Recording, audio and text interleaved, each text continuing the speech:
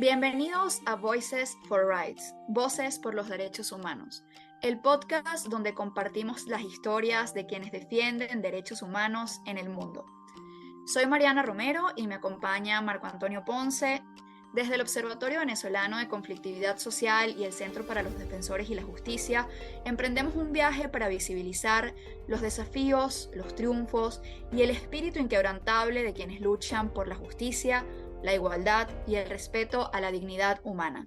En el episodio de hoy estaremos conversando sobre la situación de la salud de los niños, niñas y adolescentes en Venezuela con Catherine Martínez, directora de la organización Prepara Familia, que acompaña y defiende los derechos humanos de los niños hospitalizados y con patologías crónicas, así como de los derechos de las mujeres y madres cuidadoras. Marco, debemos decir también que Catherine es una referente de lucha por la reivindicación de los derechos de niños y niñas, así como también de la defensa de los derechos humanos. Por su trabajo fue galardonada por la Embajada de Canadá con el Premio de Derechos Humanos en su 10ª edición. Catherine, nos complace conversar contigo y muchas gracias por unirte a nosotros. Y nos gustaría iniciar contándole a nuestra audiencia un poco más sobre tu trayectoria en la defensa de los derechos humanos. ¿Qué te motivó a fundar Prepara Familia y a defender los derechos humanos de los niños? Bueno, buenos días, gracias por la oportunidad. Encantada de estar en esta nueva, no sé, esta nueva línea que están haciendo ustedes. Muy bueno, muy interesante. Y bueno, no, en concreto, respondiendo a tu pregunta, esto fue algo que fue surgiendo, todo este compromiso fue algo que fue pasando, fue ocurriendo a medida que estábamos en el Hospital JM de Los Ríos haciendo eh, acompañamiento. Comenzamos en el año 2003, pero realmente en el 2008 fue que se conformó como tal la organización. Y realmente, bueno, estando allí, acompañando a las familias, acompañando a las mujeres, a los niños, bueno, mira, empezaron a ocurrir, ya estaban comenzando, porque desde que llegamos estaba pasando de todo en el hospital, pero bueno, comenzamos a ver tantas vulneraciones de derechos humanos a los niños, derechos a la vida, a su integridad, a su dignidad, al derecho a la vida, a la salud, tanto de ellos como los de las madres y las mujeres que están allí, que de verdad, bueno, nos comprometimos en comenzar a documentar, en comenzar a manifestar todo lo que estaba ocurriendo y de una manera, por supuesto, organizada y bueno, a través de los informes. Y comenzamos esa ruta porque realmente lo que vimos nos pareció muy duro para las familias, muy duro para la gente que se venía del interior del país buscando una respuesta para su hijo. La mayoría eran mujeres solas que se venían y todavía continúa la misma situación, mujeres que se venían del interior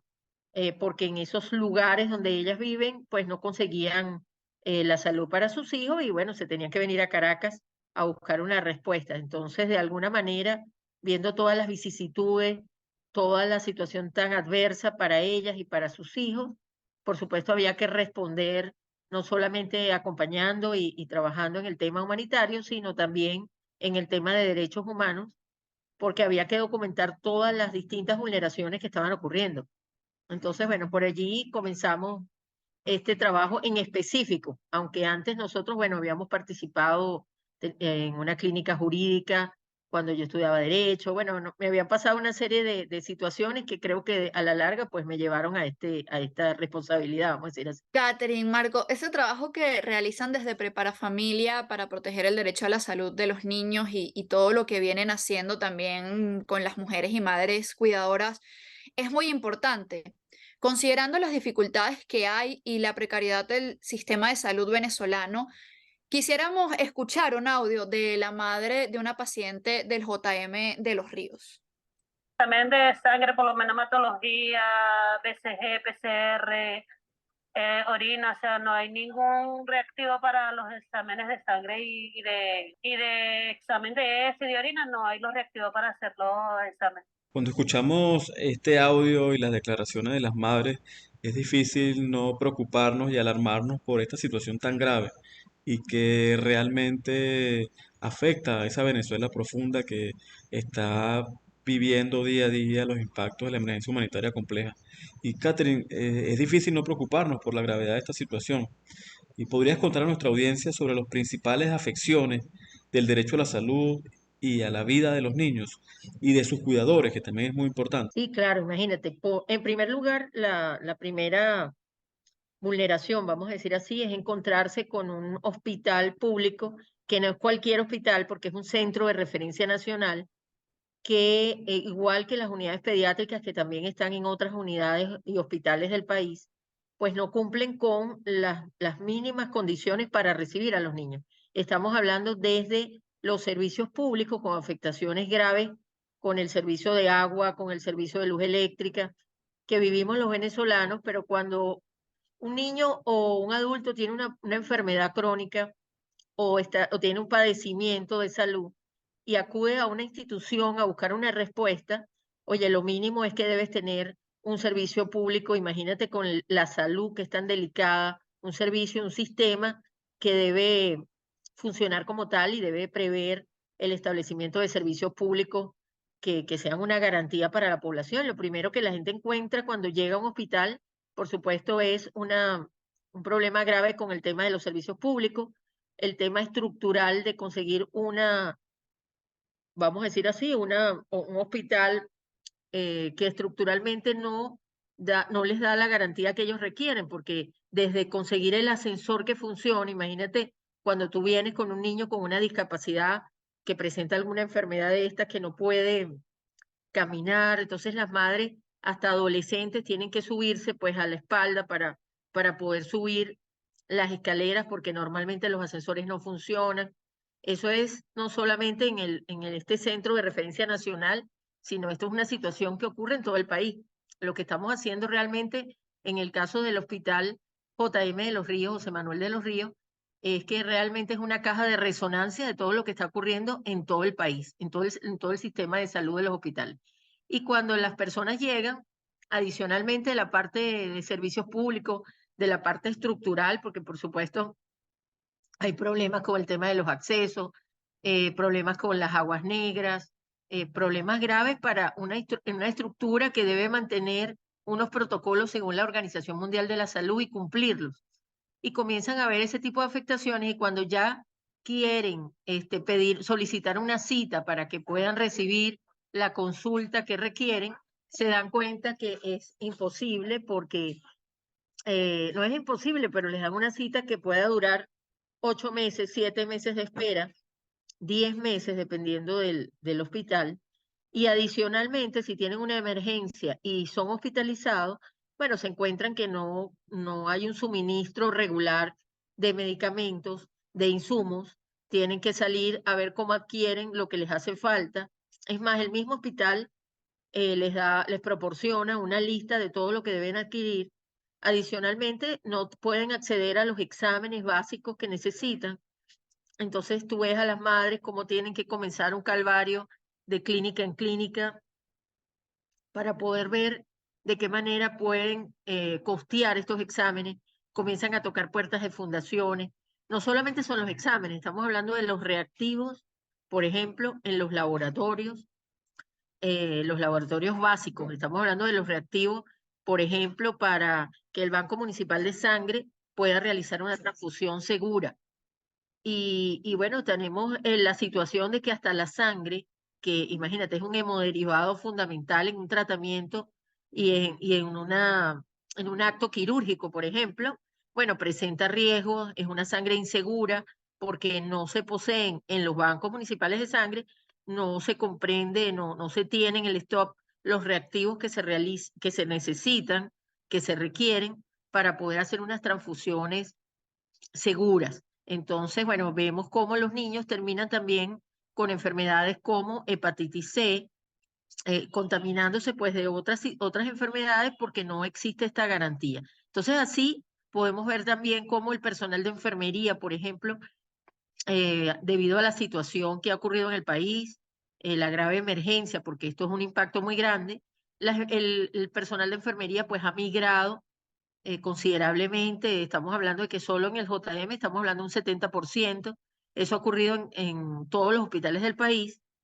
Se ha desplazado a otros trabajos, ha migrado a otros países y eso hace que, debido a los bajos salarios, tenemos un personal disminuido en el tema de la enfermería. En el personal de salud médico, tenemos un número de personal que también ha disminuido aproximadamente en un 55% en el caso del JM. En los servicios han cerrado varios servicios como el servicio de cardiología, neurología, terapia intensiva, el servicio de mi gota de leche. Continúan habiendo riesgos en el día a día para estos niños porque, bueno, las condiciones de seguridad, de asepsia, de limpieza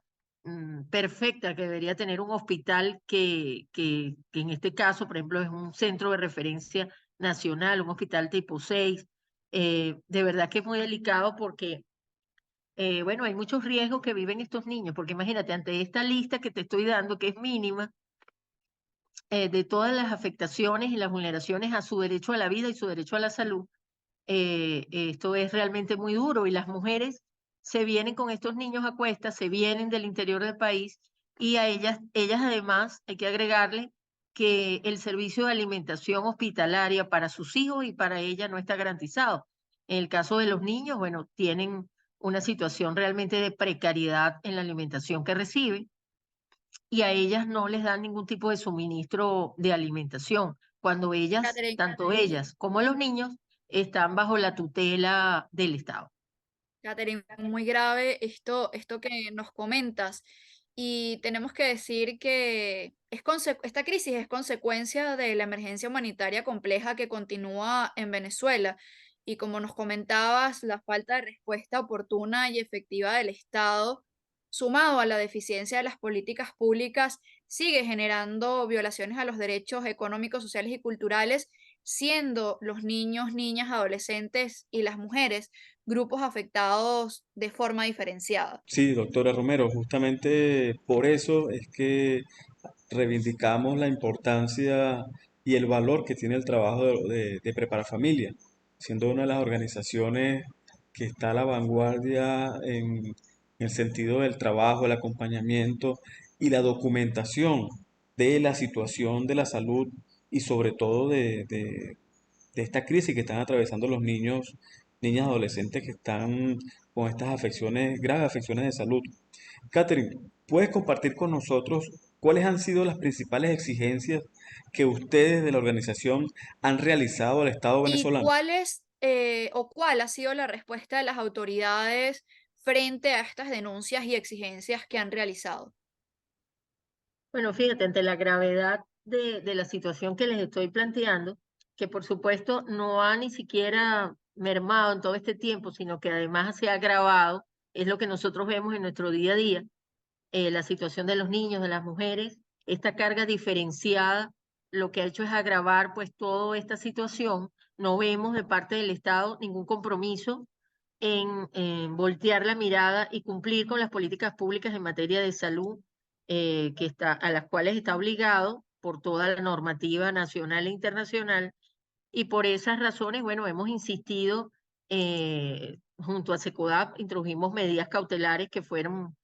otorgadas ante la Comisión Interamericana de Derechos Humanos. El 21 de febrero del 2018 nos otorgaron la primera medida con el fin de proteger a los niños y adolescentes del servicio de nefrología. Esta medida fue ampliada a 13 servicios más del hospital, por lo tanto son los niños de 14 servicios del hospital los que están amparados por estas medidas, además de toda la normativa nacional establecida en la Constitución, en la LOGNA, en toda la legislación y las convenciones internacionales que el Estado, por supuesto, ha firmado, donde se les da prioridad absoluta a esta población. La Convención de los Derechos del Niño es muy clara y toda esta normativa fue debidamente establecida también en la LOGNA y de verdad vemos cómo el Estado ha incumplido de una manera reiterada, eh, no ha hecho ninguna inversión en materia de políticas públicas, en materia de salud y en materia de niño, niña, adolescente, ha abandonado prácticamente lo que ocurre en esta realidad. Y fíjate que vemos que no hay, un ejemplo de esto, por ejemplo, es la suspensión del programa y del sistema de procura de órganos de niños, niñas, adolescentes y de adultos en Venezuela. Vemos cómo desde el año 2017, desde el 1 de junio del 2017, se suspendió este sistema de procura de órganos y tejidos, SPOT, y cómo el Estado hasta esta fecha, ya han pasado más de 6 años, y no hay ninguna respuesta. Así como este sistema, pues por supuesto, todo lo que les comentaba, todas las carencias, las falencias que tiene esta población en general, todos los venezolanos, porque realmente esta afectación en el sistema de salud, por supuesto, tiene prioridad absoluta a los niños, la carga diferenciada que por supuesto llevan las mujeres a cuestas, pero también una población en general que se ha visto muy afectada, porque lo vemos todos los días, las mujeres, los niños, los adultos que tienen alguna enfermedad crónica o que tienen alguna afectación, tienen que recurrir a portales, a GoFundMe, desesperados, a los medios de comunicación que quedan todavía portales, experiencias para poder contar lo que les está pasando y ver de qué posibilidad existe de lograr una contribución, un apoyo para su propia realidad. Entonces, lo que estamos viviendo es que prácticamente no hay respuestas, los venezolanos están solos, atraviesan sus enfermedades sin ningún tipo de acompañamiento del Estado, sin la respuesta que obligatoriamente debería dar el Estado en sus distintas instituciones. Catherine, indiscutiblemente el tema económico es medular en toda esta situación de salud, tomando en cuenta los altos costos de vida que hay en nuestro país, la situación económica de los trabajadores, donde el salario mínimo realmente es inexistente, y como tú lo acabas de decir, los venezolanos están solos porque no tienen un Estado que los acompañe y los apoye y les garantice su derecho a la salud realmente con dignidad. Y como decíamos al principio de la entrevista, es una situación muy grave y compleja que nos preocupa y que además siguen sin tomarse los correctivos necesarios. Y adicionalmente a esta situación se suman las restricciones al espacio cívico y democrático que hemos venido registrando en los últimos meses y que dificulta aún más el trabajo de documentación y acompañamiento y denuncia que vienen realizando ustedes de las organizaciones. Y es que contemplando justamente esa situación del espacio cívico en Venezuela, hay que resaltar también que las organizaciones de derechos humanos se han organizado para visibilizar y denunciar la criminalización que enfrentan. Y ante ello, Catherine, desde tu experiencia, ¿qué más debe hacerse para que se garantice el trabajo de las personas defensoras en el país? Y mira, debemos seguir trabajando como lo estamos haciendo en red, en alianza, seguir exigiendo que se cumplan pues todas las convenciones y todos los tratados internacionales que existen en esta materia y que inclusive el Estado venezolano ha firmado y ha suscrito. Pero adicionalmente pienso bueno, que hay que seguir comentando y estos programas son muy importantes como el que están haciendo ustedes, que podamos llegarle a muchísimas más gente, que la gente entienda un poco qué es lo que está ocurriendo, sobre todo en el espacio cívico, que las organizaciones de derechos humanos, las organizaciones humanitarias, necesitamos, como toda la sociedad, porque hasta la gente que se reúne para, no sé, en defensa de cualquier equipo de béisbol, que los dejen jugar en un terreno, que puedan resolver cualquier situación. Si tenemos una amenaza del espacio cívico, esto va a abarcar a todos los que intentan realizar alguna acción a nivel social, a nivel de acompañamiento, etcétera. Es algo que va para las iglesias, para todo tipo de organizaciones, inclusive de grupos deportivos. O sea, realmente hay que explicarle de una manera más amplia a las personas el impacto que puede tener este tipo de medidas y estas amenazas. Pero en concreto, por ejemplo, en el área de la salud, bueno, todavía nos falta muchísimo, los desafíos son enormes, porque es importante que la ciudadanía se active, se organice a través de los distintos grupos que se pueden constituir según su enfermedad crónica, o sea, que realmente la ciudadanía pues tome partido y tome más interés en el tema de la organización, de los grupos, eso sería básico. Pero bueno, esto es un trabajo de hormiguita, poco a poco tenemos que seguir enfrentando todas estas amenazas en alianza. Nosotros desde Prepara Familia, darle la vuelta para hacer a toda esta situación que vivimos, que es tan fuerte, porque bueno, hemos visto en todo este tiempo cómo los niños continúan falleciendo, todo continúa como estaba desde que comenzamos a denunciar toda esta situación.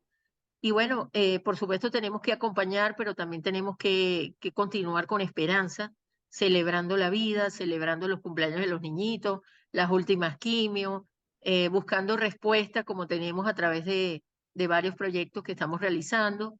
y que de alguna manera nos dan esperanza de que la comunidad organizada, los equipos interdisciplinarios, las organizaciones trabajando en alianza, bueno, podemos lograr también resultados. No somos el Estado y no buscamos serlo tampoco, pero seguimos en alianza haciendo estas exigencias y también desde nuestra área, otorgando respuestas y dando soluciones claras en el día a día para que las personas puedan tener, oye, algún tipo de solución a su problema efectivo que viven todos los días, porque realmente esto es avasallador, estamos hablando de una emergencia que ha sido devastadora, porque no hay espacio de la vida del ser humano venezolano que de alguna manera no haya recibido el impacto de esta emergencia. Entonces, darle la vuelta a esta situación es súper difícil, pero sí se puede, porque lo hemos vivido como desde la organización, desde el acompañamiento, los grupos de apoyo, se puede lograr algunas victorias que para nosotros hacen que podamos seguir en este camino, todos en equipo, trabajando. Eso nos da, pues, nos parece que es una luz en este túnel tan fuerte que hemos enfrentado los venezolanos ante esta realidad, pero que a pesar de todo, pues siempre hay las luces que son las organizaciones, el trabajo que se hace de acompañamiento y todo esto pues nos ha llevado a darle la vuelta a lo terrible de esta situación en el sector salud. Realmente es duro, pero creo que ese es el desafío de las organizaciones, bueno, que podamos seguir enfrentando lo que el Estado pues quiere que nosotros hagamos y nosotros seguir fuertes y decirles que no van a poder con nosotros, con el espacio cívico, con todo lo que son los espacios de búsqueda de soluciones y bueno, ahí seguiremos. Y tal como tú estás diciendo, y tomamos tu palabra, es que ahí seguiremos. Y es que ese es el mensaje que nosotros recibimos con el trabajo que hace Prepara Familia, donde siguen adelante con ese mensaje esperanzador, con acciones esperanzadoras, llevándole ese mensaje sobre todo a las víctimas, que en este caso son niños y a sus familiares también, y que creemos que por eso queríamos conversar contigo también el día de hoy, porque consideramos que el trabajo que realizan desde la organización es muy importante y que ojalá también se pudiese replicar en otros estados del país, que otras personas pues también se sumen a replicar iniciativas como la de Prepara Familia, porque ayudan a llevar un poco de alivio y acompañamiento a estas familias y sobre todo a los niños que están sufriendo la grave situación de salud que ya hemos comentado durante el programa de hoy. Y además, otro elemento importante, hablando de ese mensaje esperanzador y del trabajo, y es que Prepara Familia ha realizado un trabajo de incidencia internacional muy importante y que del que hemos sido testigos todos los venezolanos y en algunos casos hemos compartido en audiencias tanto en la Comisión Interamericana de Derechos Humanos, o también hemos observado, por ejemplo, el trabajo que han hecho en el sistema de Naciones Unidas. Y en este sentido, Catherine, hablando ya del tema internacional, quisiéramos consultarte cuál ha sido la receptividad de estas instituciones ante los planteamientos que ustedes han realizado. Y mira, nosotros continuamos en cada espacio que exista, llevando esta información y esta documentación que hemos realizado y que seguimos haciendo. Y bueno, hasta ahora hemos tenido la respuesta de las medidas cautelares ante el sistema interamericano, que lamentablemente no es acatada por el Estado. Y en el caso del sistema de Naciones Unidas, bueno, hemos avanzado también porque, bueno, hemos llevado informes a las distintas instancias, a los distintos espacios que se abren en los distintos, a las distintas relatorías. Hemos hecho nuestro trabajo y bueno, y continuaremos porque en algún momento tiene que haber una respuesta concreta a toda esta tragedia que ha vivido el venezolano, ¿no? Y sobre todo los niños, niñas, adolescentes. No puede ser que en Venezuela una enfermedad crónica, una enfermedad de cáncer, una enfermedad neurológica o cualquiera de estas enfermedades que son de larga data, sea una sentencia de muerte para los niños y para los venezolanos en general. Entonces, esta documentación, estos informes que seguimos continuando haciendo, todas las organizaciones que llevamos a todos los espacios, bueno, en algún momento darán un fruto. Creo que ya tenemos muchas respuestas importantes porque el hecho de que estén todas las oficinas tantas oficinas de Naciones Unidas aquí, en la arquitectura humanitaria, bueno, ha tenido algunos alcances importantes, otros todavía, por ejemplo, en el sector salud, pues falta muchísimo. Pero bueno, todo eso son noticias importantes y que son respuestas a todo el trabajo que todos hemos hecho, porque creo que aquí todos de alguna u otra manera pues han hecho su pedacito, su trabajo, y aunque sea poco, lo que todos hacemos cuando lo vemos al grueso, cuando lo vemos de lejos, pues vemos que sí se ha hecho bastante y que ha habido un trabajo acucioso de las organizaciones en documentar todo lo que está pasando, y la presencia en el sistema de Naciones Unidas ha sido importante. Estar aquí, que esté la oficina del alto comisionado, que tengamos ahora la posibilidad de la oficina de la Corte Penal Internacional, que continúen todos estos avances para que de alguna manera haya un muro de contención para estas vulneraciones que continúa, en las que continúa el Estado, porque tenemos una población demasiado vulnerable y que está a las expensas de todo lo que está ocurriendo. Y por eso es importantísimo el trabajo de las organizaciones. Es más, a mí me llena de esperanza particularmente, y a mi equipo, lo que vemos, los avances de cada organización, el hecho de que podamos ir a tantas instancias todos y poder llevar lo que está ocurriendo en Venezuela, la verdad de lo que ocurre a todos estos escenarios. Creo que eso es fundamental. Bueno, y todavía nos falta muchísimo, tenemos que seguir. Los desafíos son enormes, pero yo veo mucha esperanza, muchas caras jóvenes, muchos muchachos y muchachas que se preparan y que son defensores, valientes, y de verdad siempre agradecida porque he visto, bueno, un crecimiento de las organizaciones, todos de alguna otra manera estas experiencias negativas nos hacen crecer como, no solo como estructura de organizaciones, sino también estas alianzas, estas redes. Así que sí, hay muchísima esperanza de que esto continúe, y aunque no tengamos las respuestas en este momento que queremos, en algún momento la vamos a tener. Catherine, muchas gracias por esas palabras. Yo coincido contigo que hay que aprovechar todos los espacios para lograr respuestas concretas, para avanzar hacia el alcance de justicia y especialmente para contener al Estado en su actuar y en las violaciones que comete. Y por eso hay que seguir haciendo lo que tú decías, ese trabajo de hormiguita, seguir fortaleciendo las alianzas y sumar más acciones por parte de la ciudadanía para acompañar y poco a poco ir alcanzando esas victorias, así sean pequeñas, pero lo importante es que sigamos buscando soluciones. Y así vamos finalizando el episodio de hoy. Damos las gracias a Catherine Martínez, fundadora y directora de la organización Prepara Familia. Muchas gracias por acompañarnos hoy, Catherine. ¿Podrías decirnos algunas palabras breves de despedida y cómo quienes nos escuchan pueden comunicarse contigo, las redes sociales de Prepara Familia o vías de contacto? Sí, bueno, encantada de estar aquí. Y bueno, mis redes sociales y las de la organización, todas son muy sencillas porque es @preparafamilia en todo. Y bueno, de verdad que hace falta mucho apoyo, hacen falta muchas manos para el trabajo que tenemos que hacer y que los desafíos que todavía nos quedan, que son muchísimos. Y así que los invitamos a que se unan a cualquiera de las causas que tenemos abiertas allí, los proyectos que tenemos, a todo el acompañamiento. Usted, el que me está escuchando, que pueda desde dar un taller, desde compartir con los niños y leerles un cuento, desde que puedan dibujar, que puedan, su experiencia la puedan colocar a la orden de una población que requiere ese acompañamiento y esa instrucción diaria para buscar otra salida distinta a la que ya tenemos. Bueno, invitado a conectarse con nosotros. De verdad que sé que hay muchísima gente y nos los hacen llegar cada día, gente que se compromete, gente que puede aportar muchísimo. Así que los invitamos a conectarse, a escribir de qué manera pueden colaborar, y seguramente pronto vamos a conocernos y a estar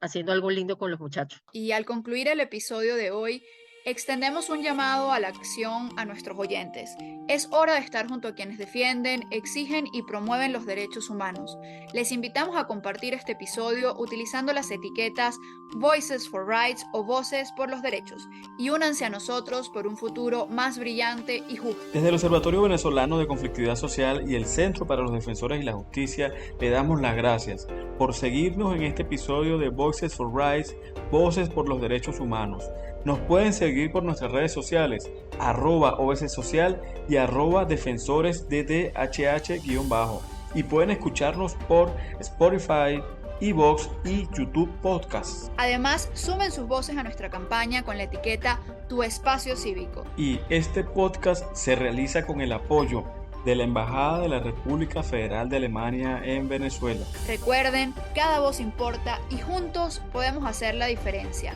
Manténganse atentos para más historias inspiradoras y únanse a la lucha por los derechos humanos en el mundo.